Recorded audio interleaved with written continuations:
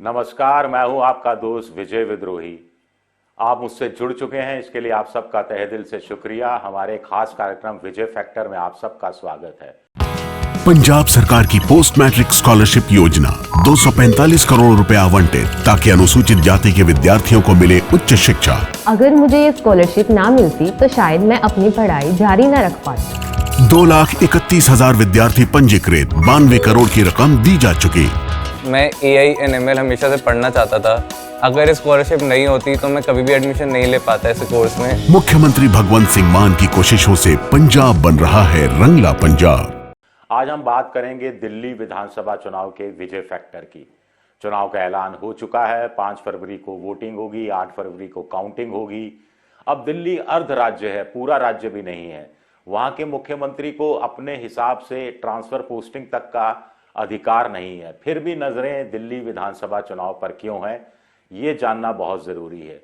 आज हम इस एंगल से समझने की कोशिश करेंगे कि केजरीवाल के हिसाब से उनके लिए लगातार चौथी बार चुनाव जीतना क्यों जरूरी है, और 1998 से जो सत्ता का बनवास बीजेपी के खाते में जा रहा है, उसको नरेंद्र मोदी क्या इस बार राम राज्य के रूप में या मोदी राज्य के रूप में स्थापित करने की कोशिश करेंगे। उसमें कितने कामयाब होंगे, ये देखना दिलचस्प रहेगा। कुल मिलाकर 1,55,00,000 वोटर हैं, 71 लाख महिलाएं हैं, 83 लाख पुरुष हैं, 2 लाख फर्स्ट टाइम वोटर हैं और 25 लाख से ज्यादा युवा वोटर हैं। ये हिसाब किताब है। ये हिसाब किताब बताना बहुत जरूरी है क्योंकि 71 लाख महिला वोटरों को मोहल्ला क्लिनिक के नाम पर, अच्छे स्कूल के नाम पर, मुफ्त बिजली, मुफ्त पानी के नाम पर, डीटीसी बसों में मुफ्त यात्रा के नाम पर पहले ही मोहित कर चुके हैं काफी हद तक अरविंद केजरीवाल। बाकी अब वो कह रहे हैं कि 2100 रुपये महिला सम्मान के तहत हर महीने महिलाओं को दिए जाएंगे, जिसके दायरे में 35 से 40 लाख महिलाएं आएंगी। इसी तरह 60 साल से ऊपर के बुजुर्गों को आयुष्मान योजना टाइप मुफ्त इलाज की सुविधा दी जाएगी। आयुष्मान में तो टारगेटेड योजना है, वहां पर तो बीपीएल और SECC के तहत जो आता है वही आता है, लेकिन ये सबके लिए खुली होगी। ऑटो वालों के लिए भी योजना लेकर आए हैं। अरविंद केजरीवाल की रेवड़ियों की चर्चा इसलिए भी करना जरूरी है क्योंकि उनकी मुफ्त पानी, मुफ्त बिजली योजना ऐसी योजना है जिसका पार पिछले 2 बार के विधानसभा चुनाव से बीजेपी पार उसके जा नहीं सकी है, उसका तोड़ नहीं निकाल सकी है। इस बार क्या होगा, ये इस एंगल से देखना दिलचस्प होगा। दूसरा, 17% दलित हैं और 12% मुसलमान हैं। इसको इस नजरिए से देखना बहुत जरूरी है कि ये करीब करीब 30% होता है। ये मोटे तौर पर कांग्रेस का पहले साथ देता रहा। दलित कुछ हद तक यमुना पार के इलाकों में मायावती का साथ देता रहा, लेकिन 2015 और 2020 के विधानसभा चुनाव में ये पूरा वोटर कांग्रेस से छिटक कर आम आदमी पार्टी की झोली में आ गिरा। लेकिन अब केजरीवाल को फिर चिंता किस बात की है? केजरीवाल को इस बार चिंता इस बात की है कि लोकसभा चुनाव में हमने देखा कि ये मुस्लिम वोटर और दलित वोटर ड्रिफ्ट हुआ है, कांग्रेस के पास गया है। केजरीवाल की चिंता है कि अगर इनमें से मुस्लिम वोटरों का बिखराव हुआ, दलित वोटरों का बिखराव हुआ, तो कांग्रेस 4.25 से बढ़कर 10, 12, 13, 14% तक अगर पहुंच गई तो कांग्रेस के खाते में तो शायद उनका खाता दो चुनाव के बाद खुल जाए, 2-3 सीटें, 4 सीटें आ जाएं, लेकिन बीजेपी के हिस्से में काफी सीटें आ जाएंगी। ये खतरा आम आदमी पार्टी को सता रहा है। इसी आपदा में अवसर तलाश रहे हैं नरेंद्र मोदी, जो कह रहे हैं कि केजरीवाल का शासन पिछले 10 साल का आपदा काल रहा और इसमें वो अवसर तलाश रहे हैं। नहीं तो दिल्ली जैसा अर्ध राज्य और उसमें मोदी को अपना चेहरा बेचने की आखिर क्यों जरूरत पड़ गई? पूरा चुनाव बीजेपी मोदी बनाम केजरीवाल कर रही है। केजरीवाल कह रहे हैं मोदी के पास या बीजेपी के पास मुख्यमंत्री का कोई चेहरा नहीं है। केजरीवाल कह रहे हैं कि बीजेपी के पास कोई नैरेटिव नहीं है। केजरीवाल कह रहे हैं कि बीजेपी को पता ही नहीं कि किस मुद्दे पर चुनाव लड़ना है, उनके पास कोई कहानी नहीं है। और मोदी नेगेटिव प्रचार में लगे हुए हैं, बीजेपी नेगेटिव प्रचार में लगी हुई है, जैसा पिछले 10 साल में वो करके हारती रही है।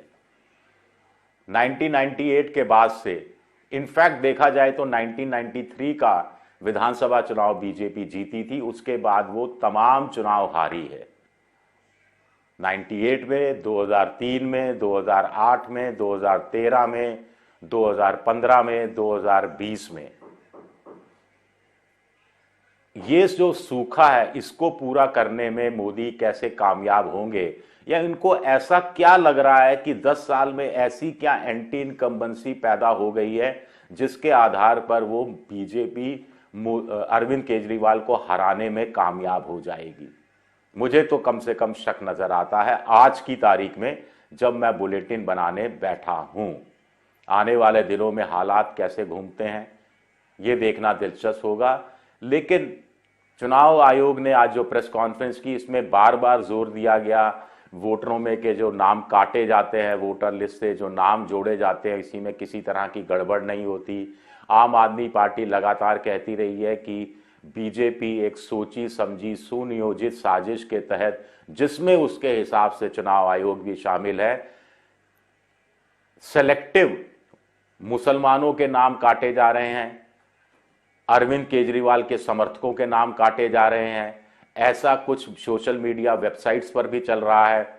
जैसा एक उदाहरण न्यू दिल्ली सीट का है, जहां केजरीवाल चुनाव लड़ रहे हैं।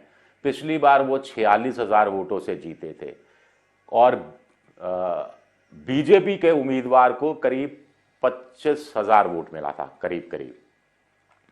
अब केजरीवाल का आरोप है कि 6,000 उनके समर्थकों के नाम काट दिए गए हैं और 10,000 बीजेपी समर्थकों के नाम जोड़ दिए गए हैं।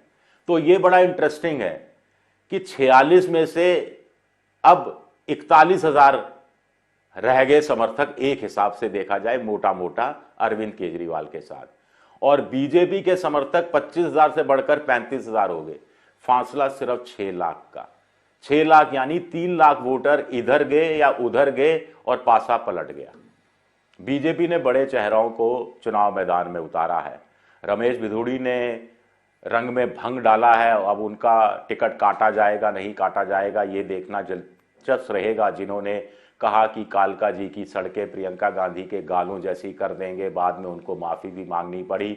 वहां से दिल्ली की मुख्यमंत्री आतिशी चुनाव लड़ रही है और कांग्रेस ने अलका लांबा को चुनाव मैदान में उतारा है। नई दिल्ली सीट में केजरीवाल का मुकाबला 2 पूर्व मुख्यमंत्रियों के बेटे कर रहे हैं, साहब सिंह वर्मा के बेटे प्रवेश वर्मा और शीला दीक्षित के बेटे संदीप दीक्षित। तो ये घेरेबंदी की कोशिश बीजेपी ने अपनी तरफ से की है। कांग्रेस ने भी बड़े चेहरे सामने किए हैं। कांग्रेस को कमबैक का एक मौका मिल रहा है, या उनको लग रहा है कि इसमें एक मौका है। तो बड़े चेहरे जो आमतौर पर लोकसभा चुनाव लड़ते रहे हैं, उनको विधानसभा चुनाव में कांग्रेस ने उतारा है। और अरविंद केजरीवाल इस खतरे को भांपते हुए अभी से कह रहे हैं कि कांग्रेस बीजेपी की बी टीम है, बीजेपी के लोग पैसा दे रहे हैं, कांग्रेस का चुनाव में इन्वेस्ट कर रहे हैं, आदि आदि। क्योंकि हकीकत बिल्कुल साफ है, अगर कांग्रेस 4.25%, 5-6% पर टिकी रहती है तो एक तरफा जीत की तरफ बढ़ जाएंगे अरविंद केजरीवाल। अगर कांग्रेस 10-12% पर जाती है तो केजरीवाल की धड़कनें बढ़ेंगी, लेकिन वो चुनाव निकालने में कामयाब हो जाएंगे। सीटें 62 नहीं आएंगी, 52 आ जाएंगी, कुछ लोग कह रहे हैं 42 आ जाएंगी, कुछ लोग कह रहे हैं 52 और 42 का बीच यानी 47 सीटें आ जाएंगी। लेकिन अगर कांग्रेस 15, 16, 18% क्रॉस करती है तो कम से कम 21 सीटें ऊपर नीचे हो जाएंगी। 21 सीटें ऊपर नीचे होने का मतलब है त्रिशंकु विधानसभा की स्थिति भी पैदा हो सकती है और बहुत त्रिकोणात्मक चुनाव हुआ, माहौल कांग्रेस के पक्ष में बना तो कहानी कुछ भी पलट भी सकती है। केजरीवाल ने अब पहली बार, पहले वो जनता को, दिल्ली की जनता को एक वोट बैंक के रूप में देखते थे, अब वो कहीं हिंदू वोट बैंक देख रहे हैं जहां पर पुजारियों के लिए 18,000 रुपए रख दिए गए हैं, कहीं वो सिखों को देख रहे हैं, सिखों के बहाने पूरे पंजाबी वोट बैंक को देख रहे हैं, जहां के लिए उन्होंने ग्रंथियों के लिए 18,000 रुपए की घोषणा कर दी है। मौलवियों को पहले से ही 18,000 रुपया मिल रहा है। सिखों की आबादी करीब 5% के आसपास मानी जाती है। माना जाता है कि 7 से 8 सीटें सिख प्रभावित होती हैं, लेकिन सिखों के साथ साथ वो पंजाबियत को कैश करने में लगे हैं। और अगर ये पंजाबी वोट बीजेपी का जो परंपरागत वोट बैंक रहा, जो उससे पहले कांग्रेस का भी रहा, वो खिसकता है, तो फिर बीजेपी की स्थिति ठीक नहीं रहेगी, क्योंकि ये पंजाबी वोट कुल मिलाकर सिख प्लस पंजाबी, ये करीब 20-22 सीटों पर इनका असर होता है। तो ऐसे में ये चुनाव छोटा चुनाव होने के बावजूद दिलचस्प हो गया है। अगर केजरीवाल लगातार चुनाव जीतने में कामयाब होते हैं, अगर बहुत भारी बहुमत से चुनाव जीतने में कामयाब होते हैं, तो वो अपनी जो राष्ट्रीय राजनीति की महत्वाकांक्षा है उसको नए सिरे से पंख देने की कोशिश करेंगे। और ऐसे में इंडिया गठबंधन की वो पैरवी कर सकते हैं, या वो दावेदारी ठोक सकते हैं कि मैं इसका सरदार बनूंगा, जैसा कि इस समय ममता बनर्जी कह रही हैं। हालांकि ममता बनर्जी अपने भतीजे अभिषेक बनर्जी के साथ सियासी झगड़े में उलझी हुई है।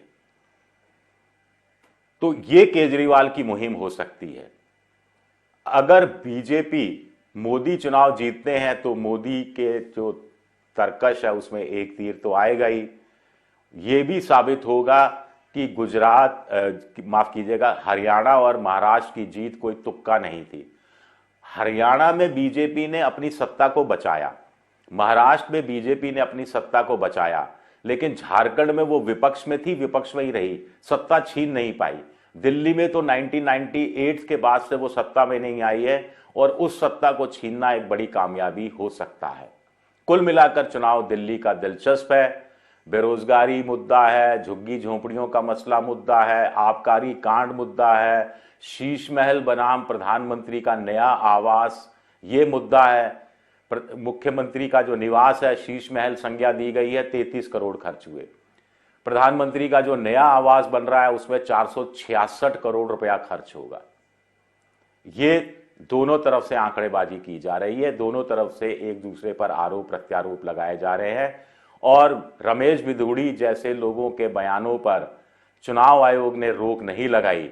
आज MCC model code of conduct जारी होने के बाद तो ये चुनाव में कितनी और गिरावट देखने को मिलेगी, ये भी हमें इन्हीं आंखों से देखना पड़ेगा क्या। खैर, बताते रहेंगे दिल्ली चुनाव के बारे में। शुक्रिया मेरा ये वीडियो देखने के लिए, बहुत बहुत शुक्रिया।